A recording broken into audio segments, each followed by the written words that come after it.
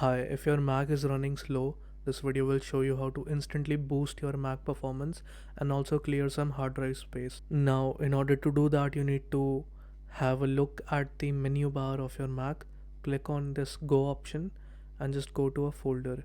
You will need to type this particular code here. I'll paste the same code in the description for your ease. You can just copy and paste the same here and hit enter. Now this folder will open up with uh, a lot of files and lot of temporary folders.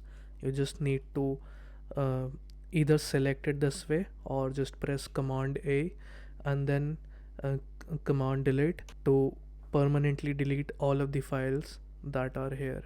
This will also free up a lot of space from your hard drive, and you can just empty your trash bin. This will empty all the temporary files that were stored in your Mac. This will boost your Mac performance if it was running slow due to low hard drive space.